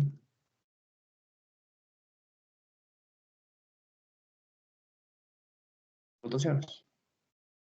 Entonces, me da el promedio de la rotación de cartera, el promedio de la rotación de inventarios, el promedio de la rotación de proveedores. Y los días, yo sé que los calculo tomando 365 dividido en la rotación. Entonces simplemente hago eso. Aplico esa fórmula para la cartera, fórmula para el inventario, y aplico esa fórmula para los proveedores. Y estos datos que están acá son los que yo voy a utilizar para realizar mis proyecciones. Es decir, Acá el profesor, en el taller 4, les daba unos supuestos de días de ventas, días de inventario, días de proveedores, de cuentas por pagar. Y aquí en el taller 6, pues estos son los indicadores que vamos a utilizar. Entonces, recordemos acá, ¿sí? Esto lo copiamos del taller 4. Días promedio de cobro. Días promedio de cobro es, días promedio de cobro está acá, 83.30. Listo. Las veces ¿cuánto es? 4.4, ¿sí? Aquí, para la cartera. Y ahora sí calculemos la cartera. La cartera habíamos dicho que son las ventas dividido en la rotación. Entonces, cartera es igual a ventas sobre rotación de la cartera. Entonces, para el año 2021, me voy para el PIG, acá están mis ventas, y esas ventas yo las voy a dividir en la rotación. Y listo, ahí me da la cartera. Para los inventarios, hacemos lo mismo. Entonces, tenemos una cuenta que se llama días promedio de inventario. Dijimos que íbamos a tomar el promedio, que está acá, días de promedio de inventario, ¿cierto? Las veces, la rotación de inventario, en veces está aquí, rotación de inventario, ¿cierto? Y entonces nos dice que el inventario se calcula como costo de ventas dividido en la rotación de inventario. Entonces, inventario es igual a costo de ventas, me voy al año 2021, selecciono el costo de ventas y lo divido en la rotación del inventario. Siguiendo la forma. Y ahí me da el inventario para el año 2021. Y para los proveedores, pues hago lo mismo. Días promedio de pago. Días promedio de pago lo tengo acá. Días promedio de pago. Rotación de proveedores. Rotación de proveedores la tengo acá. Mira, rotación de proveedores. Ahí está. Y la cuenta de proveedores, pues acá nos dice es las compras dividido en la rotación de proveedores. Entonces, bueno, acá me toca para el año 2021 calcular cuál es la compra, ¿cierto? Voy a copiar acá la fórmula. ¿Sí? Ahí está, acumulado. Entonces, proveedores, compras sobre la rotación de los proveedores. Entonces, compras, que lo tengo aquí, son las compras del año 2021, dividido en la rotación de los proveedores, ¿sí? Aplicando esta fórmula. Y ahí me aparece la cuenta de proveedores. Entonces, ya tengo la cuenta del inventario, ya tengo la cuenta de proveedores y ya tengo la cuenta de cartera. Entonces, yo simplemente acá en el balance que tengo esas cuentas, digamos en amarillo, voy a pasar y las voy a seleccionar de acá. Esta sería la cartera. ¿Listo? ¿Podrías dejar por favor, del 21? ¿Que si podría dejar ver qué? Las compras. Las compras, listo. Del año 2021. ¿O de qué año? Sí, señor, del 2021. Entonces es costo de ventas menos inventario inicial más inventario final. En este momento me está tomando el inventario final, pero el inventario final está en 0. Cuando ya yo coloque acá el inventario, pues esta cuenta va a cambiar. Pero igual forma eso no importa porque todo está formulado, ¿no? Ah, listo, listo, gracias. ¿Listo? Listo. Bueno. Entonces, la cartera, entonces ya la había calculado, la traigo de allá. Los inventarios, entonces me voy para acá. Acá calcular los inventarios. Ahí lo dejo en los inventarios. Ya estas dos cuentas están proyectadas, entonces les voy a quitar el relleno. Y me voy para acá para la cuenta de proveedores. Esta también la proyecté, ¿no? Entonces me voy acá para proveedores y tomo la cuenta de aquí. Listo. Listo. Hasta ahí vamos. ¿Preguntas hasta el momento?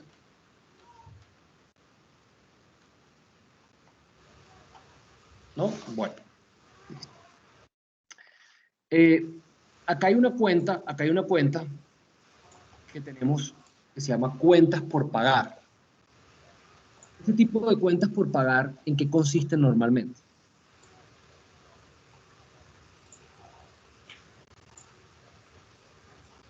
O sea, ¿cuál es la diferencia entre los proveedores y las cuentas por pagar? Que son por otros conceptos diferentes a la razón social de la compañía. ¿Qué son qué? Por otros conceptos distintos a la razón social de la compañía. Listo, sí, es cierto. ¿Qué otra cosa digamos que eso aparece en algunas cuentas por pagar, pero hay otras cuentas por pagar que se separan? ¿Por qué? Los proveedores a veces hacen referencia a temas relacionados con los costos de la empresa, es decir, con la materia prima. Y las cuentas por pagar a veces se relacionan más con los gastos de la empresa, gastos administrativos y de ventas. Es decir, los proveedores están muy relacionados con las compras. Las cuentas por pagar están muy relacionados con los gastos de operaciones de administración y de ventas. Entonces, ¿qué? Honorarios y servicios. Sí, honorarios y servicios, bueno, digamos diferentes gastos como tal. Entonces, acá vamos a meter un indicador nuevo que no tenemos aquí, que se va a llamar la rotación de las cuentas por pagar.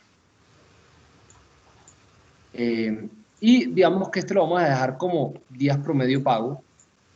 También vamos a hacer acá la claridad de qué es las cuentas por pagar.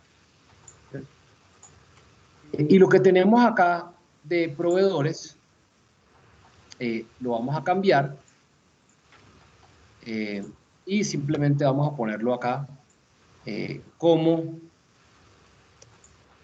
no proveedores, sino como cuentas por pagar.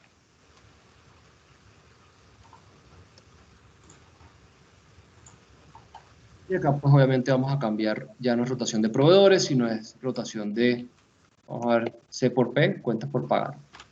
Acá ya no vamos a hablar de compras, sino vamos a hablar de gastos. Gastos operacionales.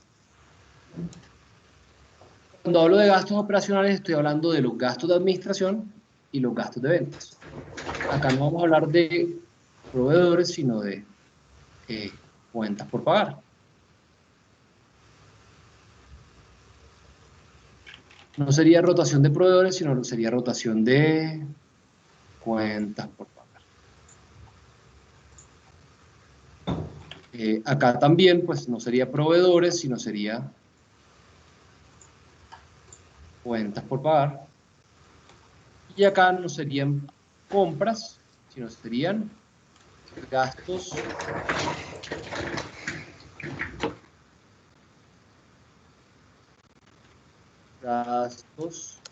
operacionales.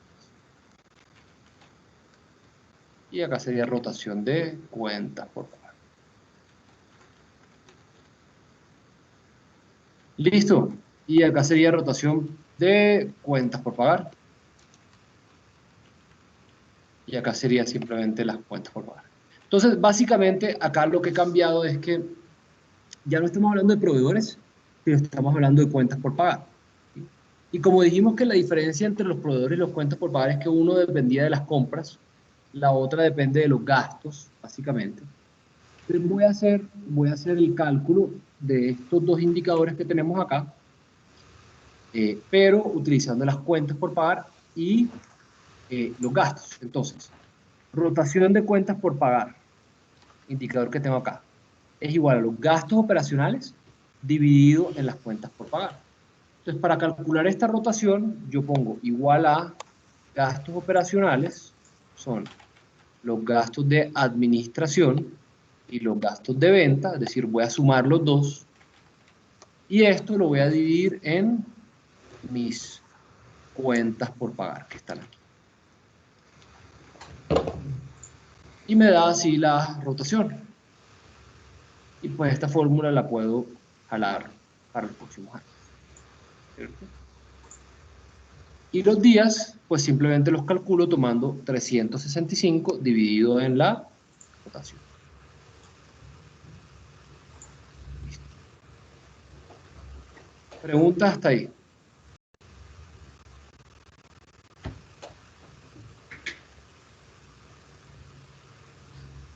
No recuerden, rotación de cuentas por pagar es lo mismo que la rotación de proveedores, pero estoy cambiando la cuenta de compras por los gastos operacionales. Y estoy cambiando la cuenta de proveedores por la cuenta de cuentas por pagar. Entonces, ya aquí puedo, digamos, coger mis días promedio de pago para las cuentas por pagar, es estos días que tengo acá. La rotación de mis cuentas por pagar es esta rotación que tengo acá. Y acá me dice que las cuentas por pagar es igual a los gastos operacionales dividido en la rotación, ¿cierto? Entonces, para el año 2021, tomamos los gastos operacionales, que es la suma de los gastos de administración y los gastos de ventas, lo dividimos en la rotación. Y eso nos da las cuentas por pagar.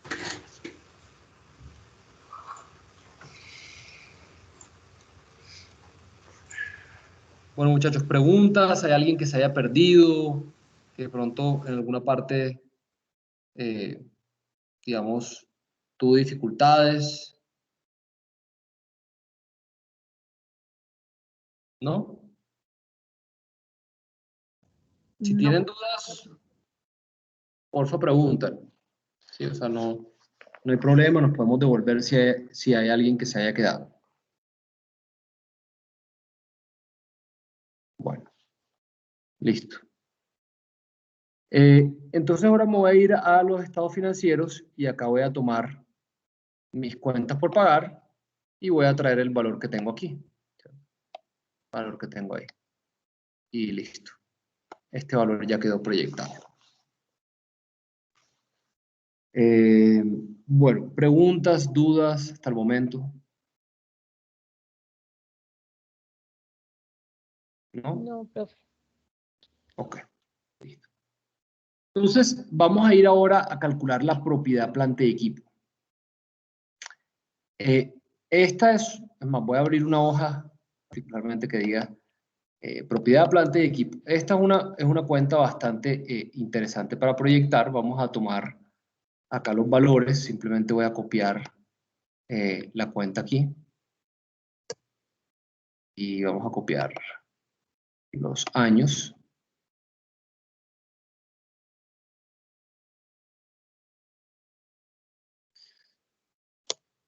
Entonces, esta cuenta que me aparece en el activo es una cuenta que es la propiedad planta y equipo neta, ¿cierto? Recuerden que la propiedad planta y equipo neta tiene la depreciación acumulada. O sea, ya yo le he restado acá la depreciación, ¿sí? Digamos que nosotros acá hablamos de la propiedad planta y equipo, llamémosla acá neta. Y yo por acá debo tener algo que se llama la propiedad planta y equipo bruta.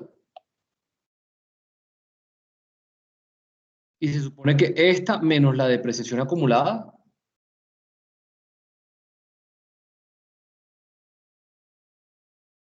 es decir, si yo tomo la propiedad planta y equipo bruta y le resto la depreciación acumulada, me da la propiedad planta y equipo neta, ¿cierto?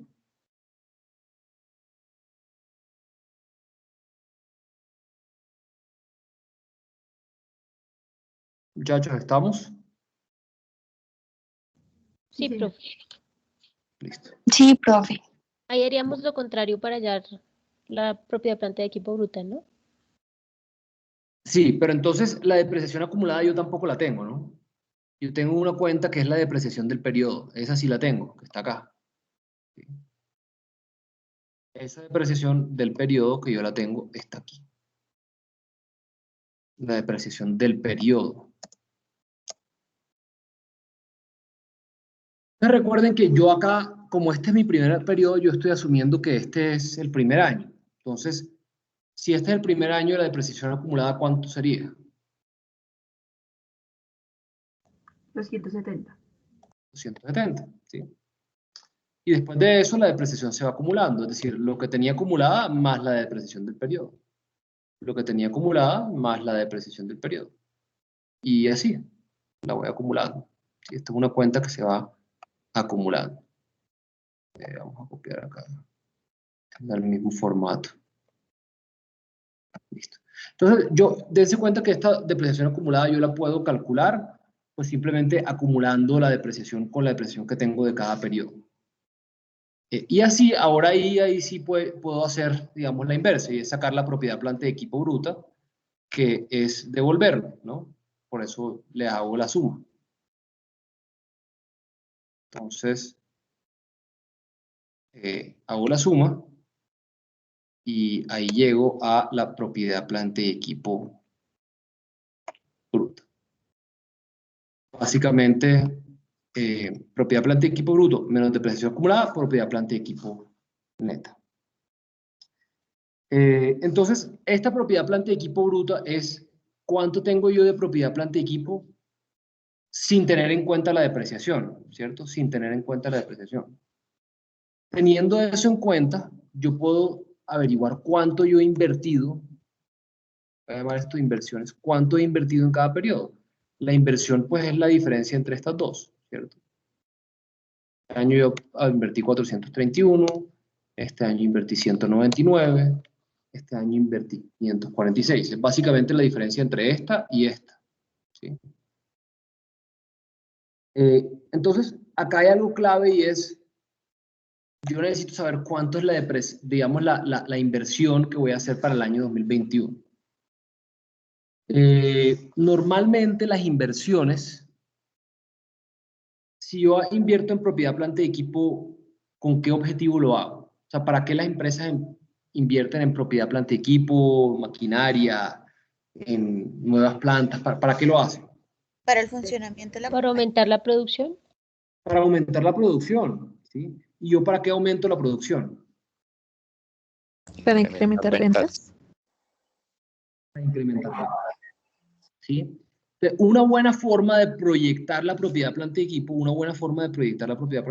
es utilizar el mismo indicador que utilizamos para el crecimiento de las ventas, es decir, este 1309, para proyectar el crecimiento de la propiedad planta de equipo, porque yo normalmente pues invierto en propiedad planta de equipo para tener más ventas. Entonces, digamos que tendría lógica utilizar ese mismo indicador.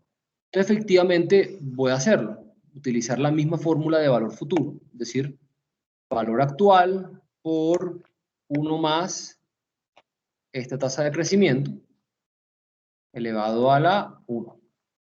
Y me va a dar mi propiedad planta de equipo bruta de este año. Y ahí sí ya puedo sacar la inversión, ¿no? Digamos, la inversión va a ser la diferencia entre estos dos. Entonces, bueno, hasta ahí vamos. Yo puedo acá sacar algo que vamos a denominar como la tasa de depreciación. Pero va a ser un poquito diferente de esta tasa de depreciación que tenemos acá, porque esta tasa de depreciación se estaba encontrando dividiéndola sobre la propiedad planta y equipo neta, ¿sí? Yo la voy a sacar acá sobre la propiedad planta y equipo bruto. Porque es que si yo la saco sobre la neta, ahí tengo el factor de la depreciación acumulada. Entonces yo simplemente voy a coger y voy a decir, esta es la depreciación del periodo sobre cuánto tengo yo de propiedad planta y equipo, ¿sí? Y esto me va a dar un porcentaje.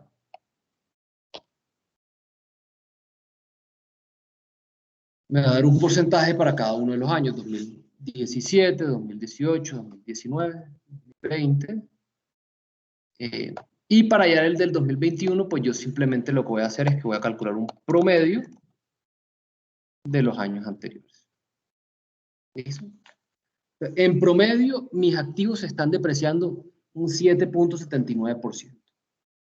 Entonces, para hallar la depreciación del periodo, pues simplemente voy a tomar propiedad planta y equipo bruta multiplicada por ese promedio, ¿sí? Me da la depreciación del periodo. Y dense cuenta que ya automáticamente me calculó la depreciación acumulada, lo que significa que ya fácilmente pues puedo calcular la propiedad planta y equipo neta. Entonces, dense cuenta, con este cuadrito proyectamos varias cosas. Proyectamos la depreciación del periodo, que la teníamos acá, nos faltaba, la teníamos en amarillo. Para esta tasa de depreciación, digamos, vamos a traerla de acá, tasa de depreciación de 7.79%. Y la depreciación del periodo, pues, también se calculó acá, estos 316. Y también proyecté ahí mismo la propiedad, planta y equipo. Entonces voy a traer el valor neto y sería este. Y listo. Ahí ya habría proyectado los activos fijos de propiedad, planta y equipo y también la depreciación. ¿Preguntas, dudas?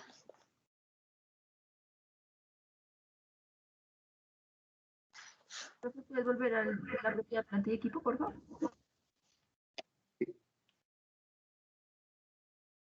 ¿Me dejas ver cómo sacaste el porcentaje de la tasa?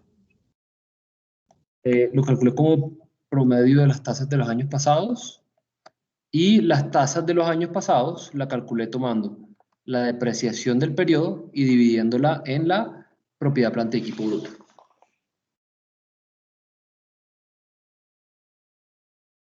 Listo. ¿Alguien más, muchachos? ¿Alguna otra pregunta, duda? Profe, para los años siguientes, tomo igual esa tasa entonces, el 7,70. La misma tasa.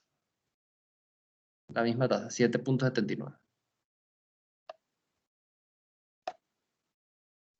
¿Alguna otra duda? Bueno. Entonces, dense cuenta que ya cada vez me quedan valores más pequeños en amarillo. Recuerden que el EBITDA habíamos dicho que era la utilidad operacional más la depreciación, entonces ese también lo puedo calcular, ¿no? Este es un valor indicativo, ¿no? Este no me resta ni me suma en mi PIG, pero pues ahí ya también lo puedo calcular. Y bueno, quitémosle también ese color. Acá también. Y vamos viendo que nos van quedando muy poquitas cuentas para proyectar. Entonces, bueno, vamos a irnos, recuerden que el disponible es la última de todos. Vamos a irnos acá a los impuestos, gravámenes y tasas. Normalmente, este impuesto, pues ya lo proyectamos en el taller anterior. Lo que hacíamos era que acá tenemos una provisión de impuestos, un impuesto de renta, que normalmente se paga el siguiente año. Entonces, simplemente esa provisión pues va a quedar abajo en la cuenta que tenemos ahí. Es decir, yo lo voy a pagar el siguiente año. Y pues ya le puedo quitar también el color. Bueno, ahora me voy a ir para el patrimonio. Los resultados del ejercicio o la utilidad del periodo, pues es efectivamente la utilidad que yo tuve durante el periodo. Acá me dice, esta es la utilidad neta. Esa es la utilidad neta. Y pues simplemente traigo el valor ahí, 1305. Y los resultados de ejercicios anteriores, recuerden que en nuestro taller 4 nosotros asumíamos de que la empresa no distribuía dividendos, perdón, distribuía todo en dividendos, todo lo contrario, distribuía todo en dividendos, y por eso esa cuenta siempre era cero. Para este ejercicio yo voy a asumir todo lo contrario, y es que todas las utilidades se acumulan y que no vamos a distribuir dividendos. ¿Sí? Digamos, al menos de que uno sepa la política de distribución de dividendos de la empresa, pues uno simplemente asume de que no va a distribuir dividendos. Eso significa que esta es una cuenta que se acumula, los resultados de ejercicios anteriores o la utilidad acumulada, más el resultado del ejercicio del año anterior. Y pues ahí nos da los resultados de ejercicios anteriores. Básicamente la suma de estas dos cuentas del año pasado. Listo. Entonces, ya casi estamos, nos faltan 3 cuentas. Nos vamos acá a las obligaciones financieras. Entonces... Profe, qué pena te interrumpo. No vi cómo hiciste lo de impuestos. Me quedé. Listo, lo de impuestos simplemente traje el valor del impuesto de renta, lo traje a esa cuenta, ¿sí? A la cuenta del pasivo, asumiendo de que esa cuenta yo la pagaba hasta el siguiente año. Ah, ok, listo. ¿Listo? Bueno. Obligaciones financieras. Entonces, las empresas, ¿para qué se endeudan? O sea, una empresa, ¿para qué pide préstamos financieros? Compra de inventario. ¿Para qué? Compra de inventario. Compra de inventario. ¿Para qué más? Para compras de apalancar sus activos. proyectos. Para apalancarnos, para proyectos. Digamos que todo se tiene que ver reflejado en el balance, ¿no? Todo se ve reflejado en el balance. Y hay dos tipos de obligaciones financieras. Hay obligaciones financieras de corto plazo y hay obligaciones financieras de largo plazo. ¿Esta obligación financiera es de corto o de largo plazo? Corto. Corto plazo. Corto plazo. Las obligaciones financieras de corto plazo se utilizan para financiar el capital de trabajo. Para financiar el capital de trabajo. Y las obligaciones financieras de largo plazo se utilizan para financiar la propiedad, planta y equipo. ¿Por qué? Porque el capital de trabajo es un activo corriente, digamos que se financia en el corto plazo, porque está rotando. La propiedad, planta y equipo es una inversión que uno ve el retorno es hasta dentro de varios años. Entonces, por eso uno se endeuda en el largo plazo. Entonces, acá es una deuda de corto plazo. Vamos a poner acá algo que diga capital de trabajo. Entonces, ustedes ya saben cómo calcular el capital de trabajo. Son de los indicadores que vimos acá, dijimos capital de trabajo bruto y capital de trabajo neto. ¿Sí? Vamos a colocar eso acá. Listo. Y vamos a colocar acá, pues, nuestros años. Entonces, vamos a hacer este cálculo. Vamos a hacer el cálculo del capital de trabajo bruto y el capital de trabajo neto. El capital de trabajo bruto es simplemente la cartera más los inventarios. Entonces, pues, vamos acá a nuestro estado financiero y decimos cartera más inventarios y listo. Ese es el capital de trabajo bruto.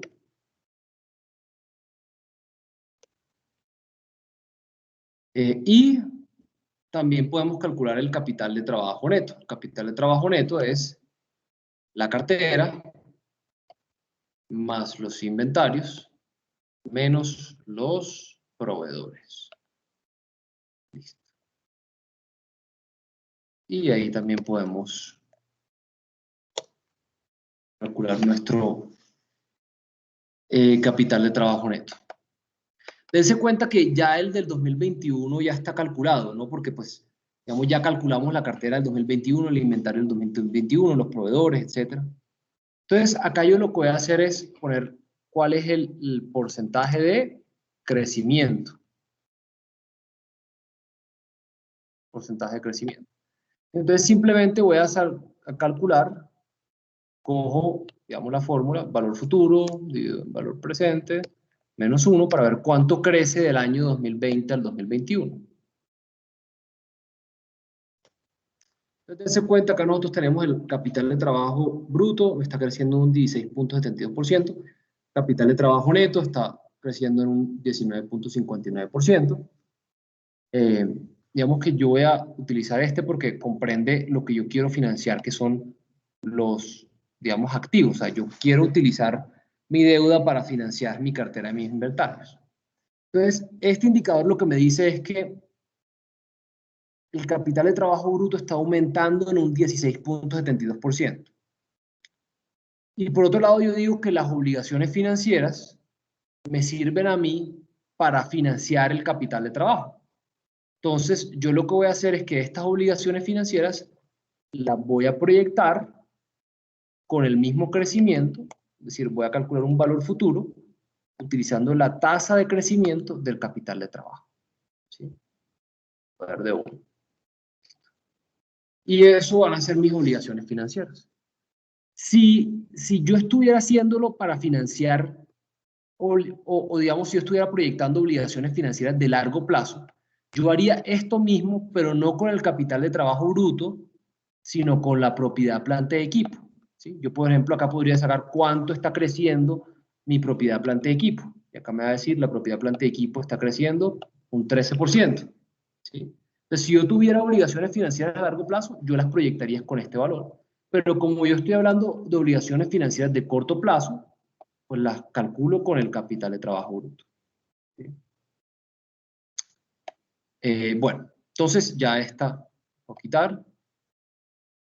Y solamente me faltan 2 cosas, el disponible y los gastos no operacionales. Entonces acá vamos a abrir una, llamémosla gastos financieros. ¿Sí? Nosotros dijimos que los gastos no operacionales más importantes eran los gastos financieros. Acá no tenemos la discriminación, es decir, no sabemos cuántos de esos gastos son financieros y cuántos no lo son. Como no tengo esa discriminación, voy a asumir de que todos son gastos financieros. ¿Sí? Entonces yo les voy a cambiar acá el nombre, no lo voy a llamar gastos no operacionales, sino lo voy a llamar gastos financieros. ¿Sí? Y asimismo, yo también tengo cuántos son las obligaciones financieras. Acá tengo cuántos son las obligaciones financieras.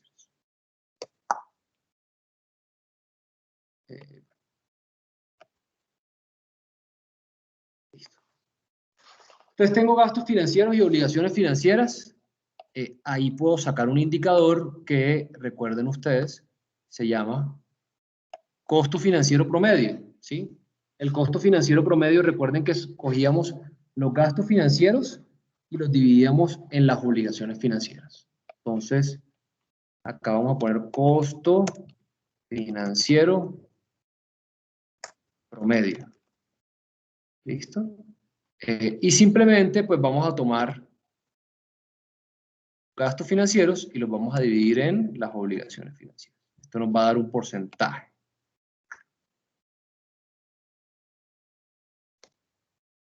Entonces, esto significa que el costo financiero para el año 2017 es del 28%, pues baja al 22.8, sube al 20, pues sube al 47. Y aquí lo que yo voy a hacer es que voy a sacar un promedio. Ese dato. Un promedio.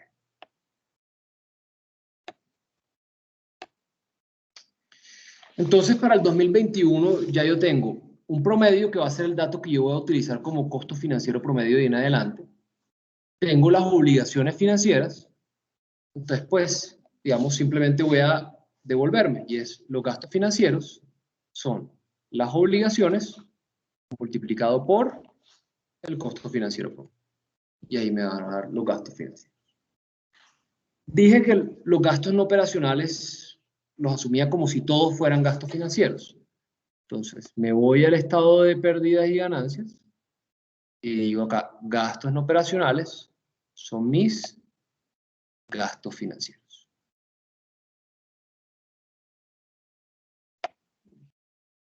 ¿Preguntas?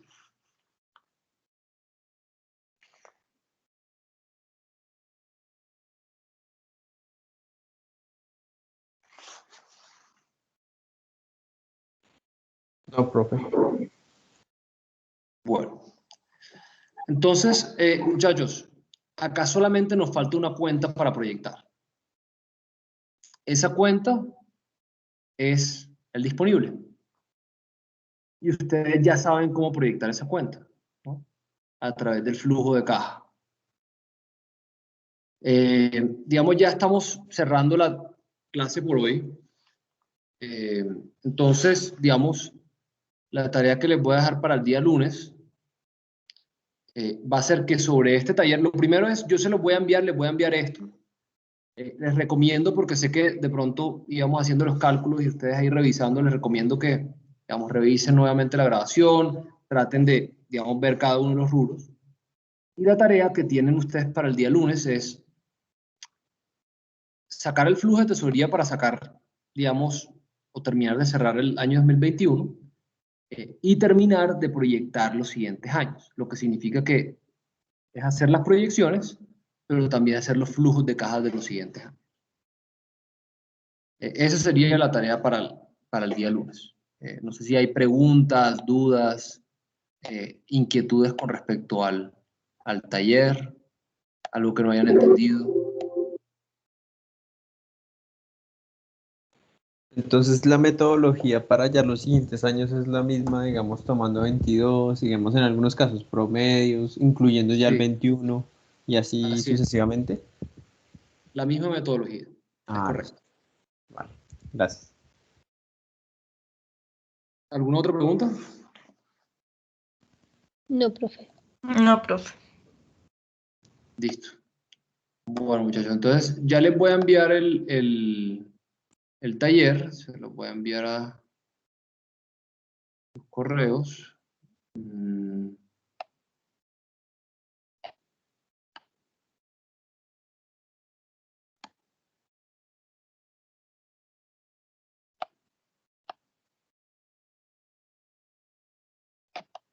Listo. Entonces, les acabo de enviar el taller. Porfa, me confirman si le llegó.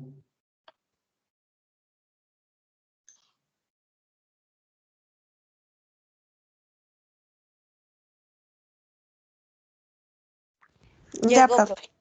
¿Ya? Listo. Listo, muchachos. Entonces, tarea para el día lunes, terminar el taller, proyecciones de los siguientes años, el flujo de caja. Recuerden de ir avanzando en el trabajo, ¿no? El trabajo de